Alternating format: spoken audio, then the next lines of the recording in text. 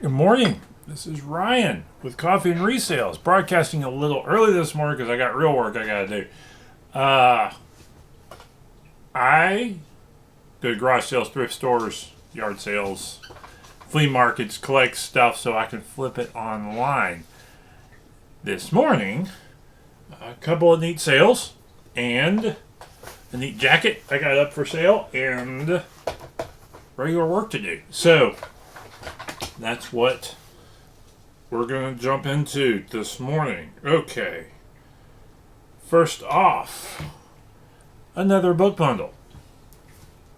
Babysitter's Club, graphic novels. Bought them 50 cents a piece at minimum. $10 for the lot. So I probably made $1 or $2 on this sale. After shipping and eBay takes their cut, maybe $3. Probably not quite that much, but I made money. And why do I keep doing this when I don't make some? Because I know the books that sell in bundles, and I know that I've had these. I don't know that I've had this up for sale for a month. I don't think it's been that long. So one of the things I've learned as I've done this is how to bundle books for profit. Even if the profit is low, I can turn them fast. So that's kind of the trick with that sort of sale is, yeah, you got a bunch of cheap, inexpensive books together, but when you can move them quick, that's a different story. So, and I would prefer to have probably 5 or 6.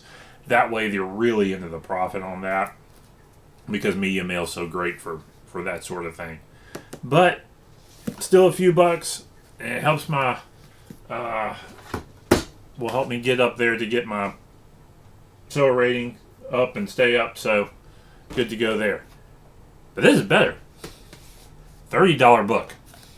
This is Between Christ and Satan by Kurt Koch. Apparently, he's a. I've looked up several of his books, and he's got. I'll even show that there. You can pause that and look at those titles.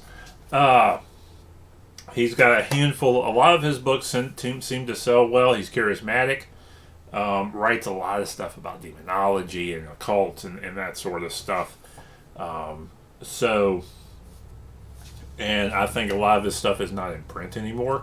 So that's why a book like this goes for $30. This is a 1983 printing. So that's a good sale. I think I may have started this at about 50 and have been drawing it down over time, and it finally sold at about the $30 point. So good $30 sale there. Next up, I don't have anything over there I need to really worry about, is this neat jacket. I grabbed it at Goodwill. I knew one of two things. If my wife wasn't crazy about it, I knew I could probably flip it. So it's by Sharif Studio, which is not a major brand, but it's a really color, really kind of a unique look to it. It's leather outside, poly inside. So I figured I'm gonna probably start it. I may start that at 70. I think I can get at least between 30 and 50 for it, but with the season going and all, I'm gonna start that at 70 and $75 and see what happens with it. And I'll draw it down over time, and it'll be that'll probably be a decent sale. But I picked up at that Last Chance Goodwill. That probably cost me $1.25. So worth grabbing. A lot of leather is at that level of pricing, even if it's. I've had some success selling some leather, some in good condition. Can't be messed up. But anyway, that's that there. One other thing, Switch controls. Nintendo Switch controls. I've got a couple here.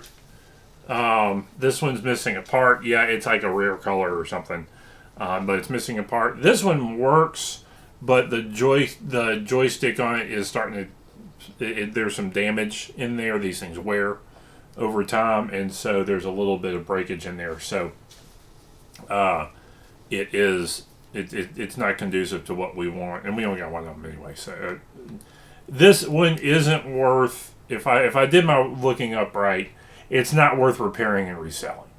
So I will sell these two as a parts lot, $20, maybe a little bit more than that, and flip those that way. Switch stuff sells. A lot of Nintendo stuff still sells, and it probably always will. Nintendo. Reason being, a little bit of a rant here. Okay. I'm not a lot of gamers aren't necessarily big fans of this necessity that modern gaming companies have of being online to play your game. Nintendo's pretty good about that, where you don't have to do it. But there's some PlayStation, and Xbox stuff that almost require you to be able to have an internet access to play certain games. This is why I think we will always see a demand for older systems and older games, is because people don't have to deal with that. They won't be able to just plug and play stuff and not have to worry about an internet connection. And there's a lot of old games that are still great. I still have my Super Nintendo, and we pull it out and play it all the time. So that's that kind of mentality there, that don't poo-poo on looking up old systems, because they will always have value, because they're not making more of them. They are making some emulator systems, and those are okay, but they're not making any more old Nintendos. They're not making any more old Super Nintendos. So that's something you got to keep in mind when you see this stuff that's in parts. That I've flipped pretty junky stuff for a decent amount of money because the case was in decent shape, or somebody needed it. There's people who do craft stuff with the parts. So it's that's why there will always be sort of a thriving gaming resale environment out there, and there's a lot of guys, and it's also why it's people realizing that, and that's why it's also a lot of people know what they've got. There's a few guys out at the flea market now. They've gotten their hands on some stuff, and they know what it's worth when they bring it out. So I've bought systems. This is working, and I still made money, and it wasn't, and I still made money on them, even though I paid a little bit higher price for them sometimes too. So it's something always worth thinking about when you're out looking at old video gaming stuff. I guess the one warning I have is look stuff up and learn it, because there's a lot of games that aren't worth much, unless you're just a completist and you're collecting games just to collect them. But if you're a completist collecting games just to collect them, you probably already have, like sports games are a big one.